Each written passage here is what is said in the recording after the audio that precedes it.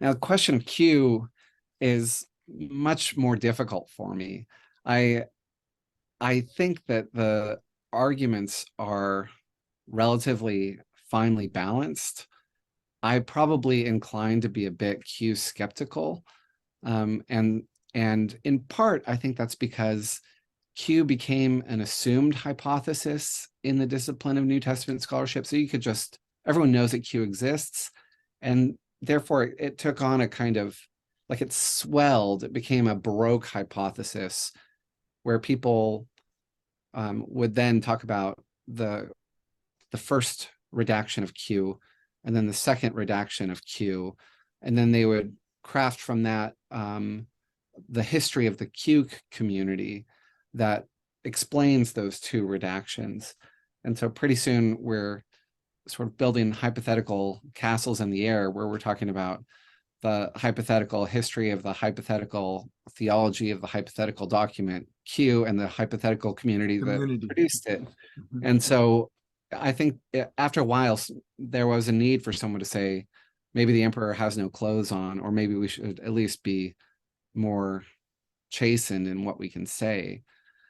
I mean, that said, I mean, sorry, just to add one more yeah. point, maybe for Q skepticism. I don't know if people actually make this argument, but it seems to me should be made, namely that not only has Q not been found, but I believe no patristic authors speak about Q, but you could correct me on that. I mean, we don't find late antique Christians saying, oh, there's the apostles or the disciples of the apostles wrote these four, and then they also had the Q document. Yeah, that's right. I mean, there are these references that we find, like, for example, in Papias, who's an early 2nd century interpreter.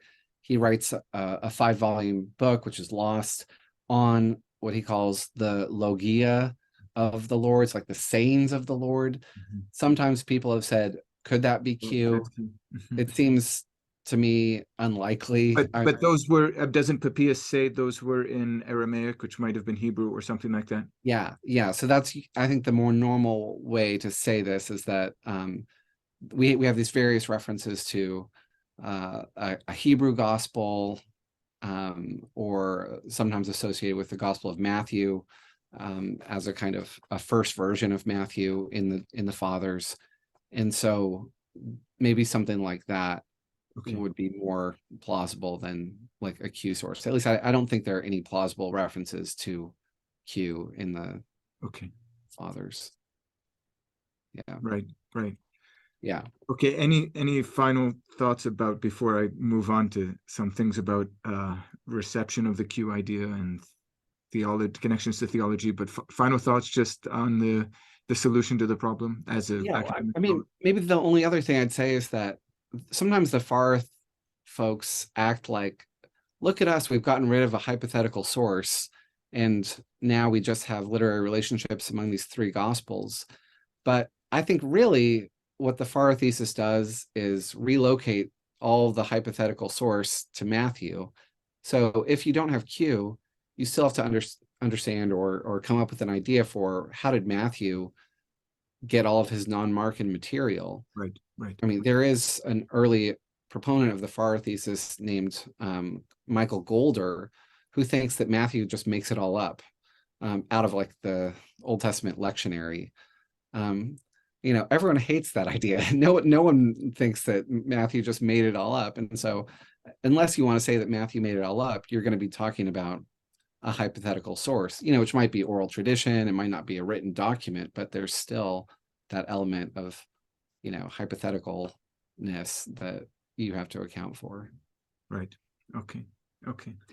I've noticed here and there, and I sort of work just in the way that I work with Quran leads me now and then to encounter some article or some blog or something about New Testament scholarship. So I just have these, like, I don't know, I feel like I have the smoke from some fire sort of comes over my direction. I get a whiff of it, but I'm really uncertain about these things. So, but I do have this general sense that there is an appeal of the idea of Q in contemporary scholarship. You said before that, so here's my theory, and then feel free to debunk it. And yeah, you said before that Basically, Matthew and Luke seem to improve, if that's the right term, Mark. So make Jesus look better, basically. So the thing, the vibe that I get sometimes is that Q is even more primitive than Mark, and therefore represents a more historical understanding of Jesus. Now, just to sort of add one more thing to confuse things further here, there's a really interesting book written by an excellent scholar named Mustafa Akyol, who's a Turkish scholar living, I believe, in Washington, D.C. It's on the Muslim Jesus, and he has a whole chapter on the Quran and Q. Ah, And I've also heard the opinion, I mean, we're focusing on New Testament, but I've heard the opinion sometimes from Muslims that, oh, from an Islamic perspective, we can accept all of the things Jesus says. mm, What we cannot accept in the Gospels are the things said about him. mm. And so for Akyol, I believe, who, by the way, has appeared on Exploring the Quran and the Bible, so everyone go watch that interview. For Akyol, the appeal of Q is it gives us a potential Jesus who is consistent with the Islamic teaching in Jesus as a prophet, but not a divine son of God, not a redeemer, not a savior. Mm. And I think it's not only Muslims, but there are also certain strands of scholarship, or maybe the popular, maybe the public, that sort of think like, here we can get past all the gobbledygook of Christian theology and get a real person, Jesus, and just a man, and understand some of his teaching. And so Q sort of solves, I don't know, demystifies everything. So is there anything right about all of that? Yeah, I think that's totally right. I think this is why one of the reasons why it's so hard to give up on Q, because if you're interested in reconstructing the historical Jesus, one of the ways you're going to do that is by multiple attestation, which means do you have different sources that tell you the same type of thing? And if you knock out a whole source, you lose that.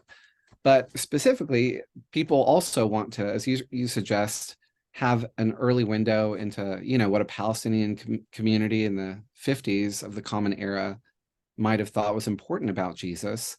And because Q doesn't have a passion narrative, right? Some scholars have said, well, here's a view of Jesus, which is precisely as a moral teacher that's not focused on his atonement, not focused on his death or resurrection, but is thinking of Jesus as a kind of a figure who embodies wisdom. I mean, there is I would say, a kind of Christology already in Q if you go for Q, but it might not be the full, well, it certainly isn't the full New Testament Christology that Christian theology knows. Yeah, I mean, I think one of the questions I would have about that view is whether, since in the Passion narratives we actually find really some indications that even Mark might have used a pre-existing Passion account, maybe it was the case that the Passion account came to be formalized first, or at least sort of set in memory and tradition first. And so you needed to supplement that with teaching. So you can imagine Christians or early Jesus followers, as they were, telling and retelling the story of what happened in those final days, as they recovered from their shock, so that it would have been pretty easy for that to become formalized.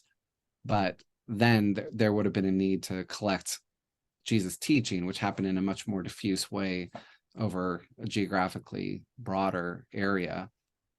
But I think you're entirely right that like the Gospel of Thomas, which is also a sayings collection, there's a view that here maybe you can skirt some of the Christian interpretation and get back to Jesus the teacher.